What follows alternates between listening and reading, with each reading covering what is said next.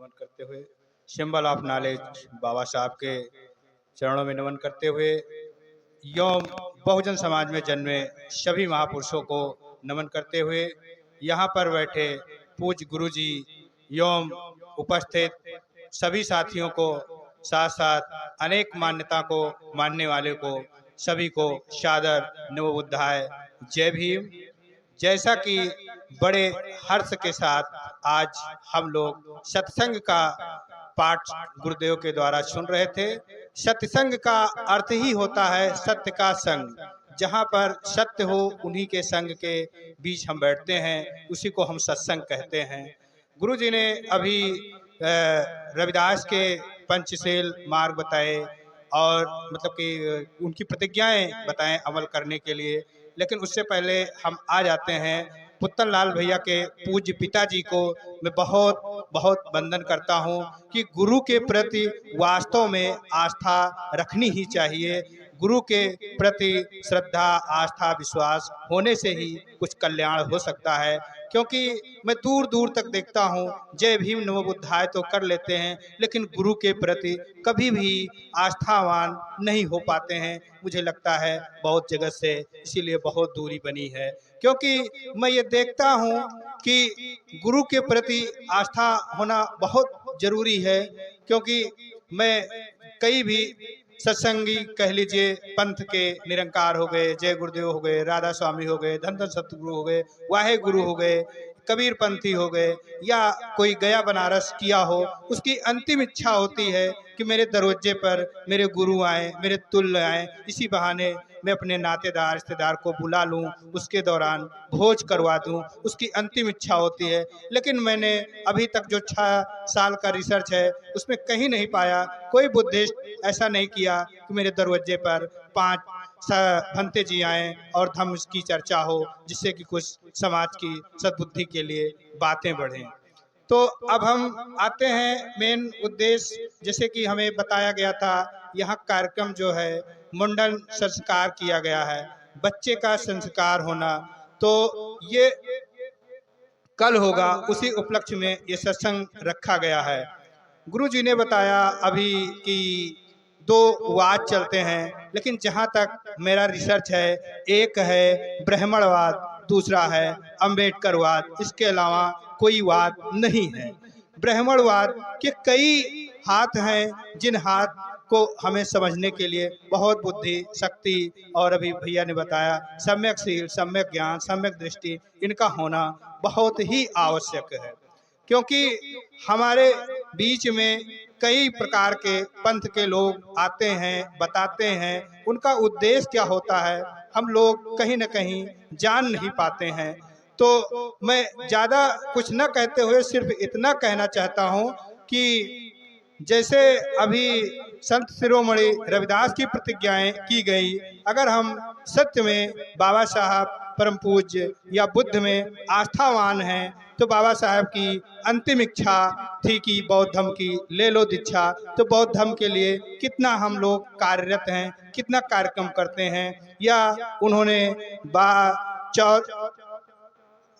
14 अक्टूबर 1956 को जब उन्होंने बौद्ध धर्म की दीक्षा ली थी, तो 22 प्रतिज्ञा उन्होंने ली थी। क्या हम उस पर चर्चा कर पाते हैं? ये बहुत सोचने का विषय है। क्योंकि जिस दिन हम 22 प्रतिज्ञा की हम 5 प्रतिज्ञा पे आ जाएंगे तो सब कुछ खत्म रह जाता है। अंधविश्वास, पाखंड, ढोंग, जादू टोना मुंह से कह देना, ये सब आसान लगता है। लेकिन कहीं न कहीं मैं देखता हूँ बीच बीच में कुछ शब्द ऐसे आते हैं कि ये भोला भाला समाज घूम फिर के उसी में रहता है। क्योंकि जो बात बुद्ध ने बताई, बुद्ध का ही चादर है, उसी चादर को कबीर ने ओढ़ा, रविदास ने, जिससे जो हो सका, या बाबा साहब भी उन्हीं से सीखे। हमसे भी जो बन रहा है सारी बातें बुद्ध की ही, बाबा साहब की ही बातें बताते हैं। कहीं अपने पास से कुछ ना तो कहीं कुछ ज्ञान है, ना कहीं कुछ उसका आध्यात्मिक है, जो कुछ है वही बताते हैं। और जिन लोगों को अध्यात्म का बहुत ज़्यादा लगाव हो तो उनसे मैं कहता हूँ एक बार आप मेडिटेशन जरूर कर लीजिए। क्योंकि जब तक आप स्वयं को नहीं समझेंगे तब तक किसी चीज़ को समझ नहीं सकते हैं। तो बातें तो बहुत हैं, इतने दिन से इतने पंथ चलाए जा रहे हैं, इतने प्रकार के सत्संग होते हैं, इतने प्रकार के भंडारे लंगर क्रिश्चियन में सभी धर्मों में भी गुरु जी ने जिक्र किया भी था, जिसका वो सिंघू बॉर्डर पे सिर्फ उसका कसूर इतना था कि सफाई करने के दौरान वो गुरु ग्रंथ साहिब की ग्रंथ को छू लिया था, शायद जो मुझे जानकारी है।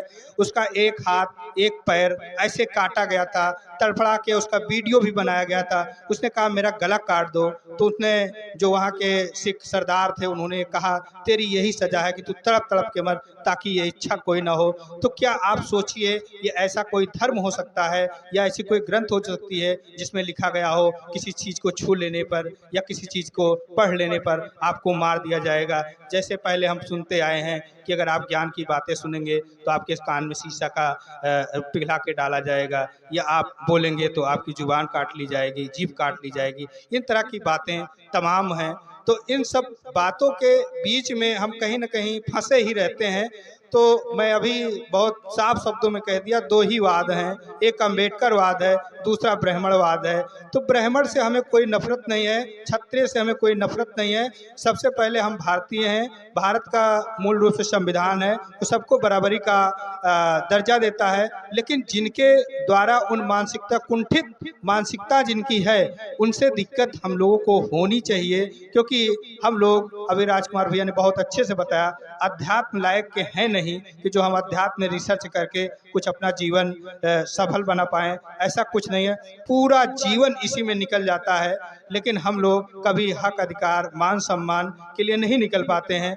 अनेक पंथों की मैंने जो बात की, कोई पंथ ऐसा नहीं है शोषण अत्याचार या बेरोजगारी या जो भी अनेक प्रकार के घटनाएं होती हैं उन पे कोई भी नहीं आता पंथ। सिर्फ ज्ञान देने के लिए आते हैं और ज्ञान देकर भी जाते हैं। और ये पब्लिक, मेरा भाई, मेरा रिश्तेदार, जैसे भी जो उनको सम्मान सब कुछ देता है, लेकिन बदले में उसको क्या मिलता है, मुझे लगता है कि बहुत कुछ तो नहीं मिल पाता। तो ज्ञान अगर आपको ज़्यादा सीखना है तो आप सबसे पहले आप मेडिटेशन कर लीजिए। बाकी एक बार बताया जाएगा कि ये सब कुछ नहीं है, दूसरी तरफ घुमा फिरा के वही बताया जाता है।